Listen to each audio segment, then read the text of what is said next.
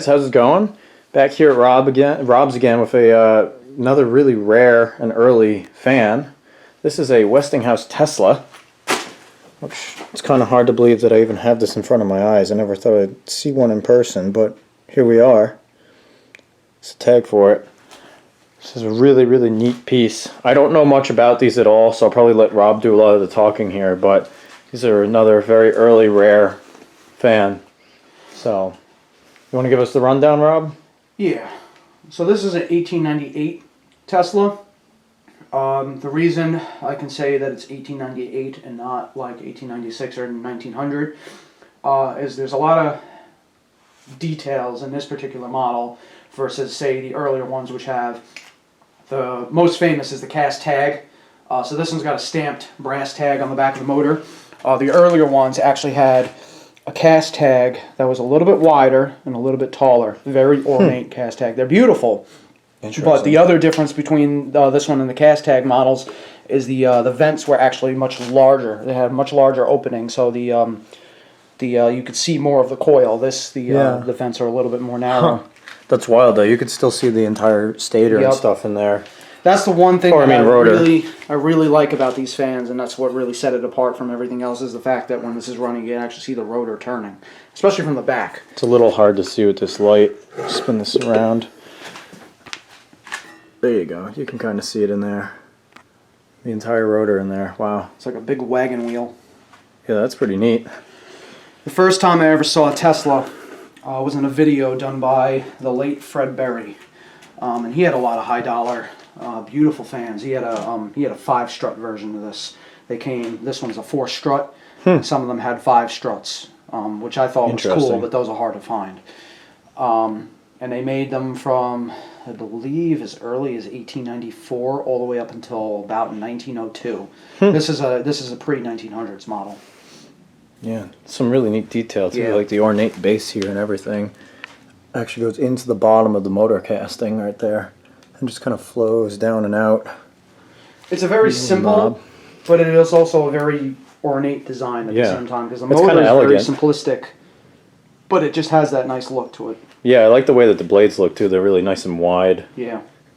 Huh. Pretty neat. Let's fire it up. This is a very powerful fan.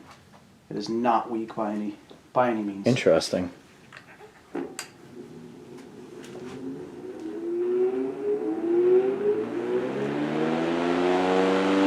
Wow, it's got a neat sound to it.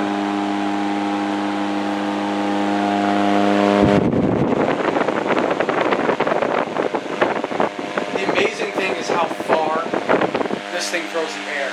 Yeah. You actually can feel it pretty far. It's got some power behind it. I used this thing as a daily runner for about, what did I say it was? I think it was about 4 to 5 years. That's crazy. Running non-stop in my bedroom. Yeah, that's the other neat thing. Unlike a lot of people that have these and they just sit on shelves and that's it, you actually run them. You gotta enjoy them. Yeah, that's what they're meant for. It's like the classic cars. There's no point in just having them be garage queens. You gotta actually get out and use them. And this thing runs real smooth. Yeah, it was actually in a competition at one of the meets a couple of years ago. It was at I think it was at one of Robin's last meets before he had moved down to Florida, and it was a coasting time competition, and this thing won. Really? It coasted for, it was over 2 minutes. That's insane. Yeah, I mean it doesn't do that anymore because I got brand new bearings in it. But at the time when it was it was the original bearings, it coasted for a long time. Well, the other thing that people don't realize is if you start running the fan every single day, the coasting time increases because you're actually getting oil into those bearings and stuff. Yeah. It's incredible. But I'm sure that blade's not super light either with it being brass. It's pretty heavy. I went through a lot to try to keep this fan as original as possible. And I even went as far as having the original bushings, the bearings front and back. I actually had them bored out, and I pressed in new sleeves. Oh wow! To give the original bearings a new surface, so that the original look is still there, but it's got a brand new surface on the inside. That's wild. What other work did you do to it? Just blade work, especially at the center of the hub. That needed to be repaired. I'm eventually going to restore this fan completely. So I'm going to strip the paint off, because right now it's green. It's not supposed to be green. I'm going to strip it off. So somebody's painted it at one point in time? A long time ago. But it'll be stripped, it'll be painted black, and then I'm debating on polishing the brass. Not sure yet. That'd be neat. Just a low speed. It's got a surprising difference in speed considering we're running at 120 volts. That's the unique thing about the Teslas, is there is no speed coil. I was going to say, is it a 2-speed motor or is there a coil? It is so I think the way they have the motor wired is what determines the speed difference, because I think they like it's high speed. I believe the coils are in series, and low speed the coils are in parallel, or it might be the opposite. You know, it's the other way around. But one way I think is parallel, and the other way is in series. Interesting. So they use the motor itself as almost like a speed coil. Yeah, that's really neat. I like the sound of that thing. It sounds almost like a propeller airplane. Yeah. The cage is shaking a little bit. This fan is actually in perfect balance, but because it's sitting on this flimsy chair, it's just kind of jittering a little bit from the vibration from the air. See the rotor going around in there. It'll run all day long. As it has. That's crazy. It is a very, very reliable piece of machinery. I imagine this cord has been replaced. The cord's been replaced.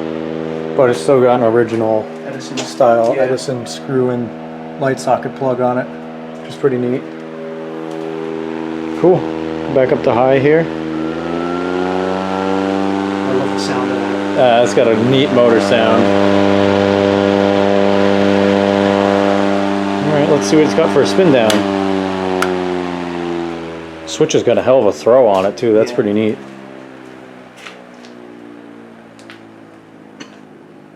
Oh yeah, she's going to take her time winding down.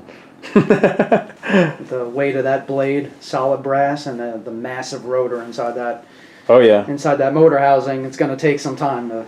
Also looks like a pretty small shaft diameter too. It's a pretty standard size. Yeah? Yeah. Maybe it's just the proportions of the fan overall then.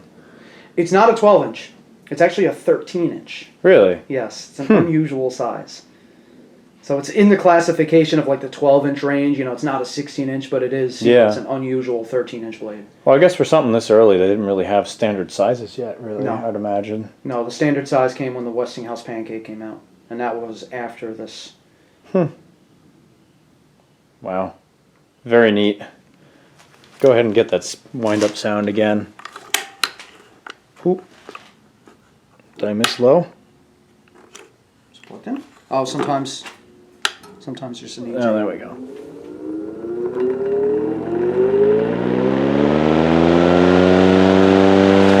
I thought I missed the contact for a second. No, these early motors, they have dead zones in the rotor, and it's just how it is. You know, it's not like there's anything wrong with it. It's just because of the primitive early design. There are certain areas where the motor just has absolutely no torque whatsoever. That's wild. So if you kick it, then you know. Yeah. Huh. That's crazy to think about, especially in today's day and age. Oh, so I guess there's no tilt on this either, huh? No. I didn't even think about that. Completely stationary. Huh. Very neat. Well, unless you have anything else to add, I think that's about going to conclude this video. I mean, it's probably one of my favorite fans out of all of the ones I have. I have wanted a Tesla for a really, really long time, so when I had the opportunity to buy one, I quickly jumped on it. So here it is. Yeah, these things are not cheap. I can tell you that much if you guys don't know. And I did not get a deal on this one either.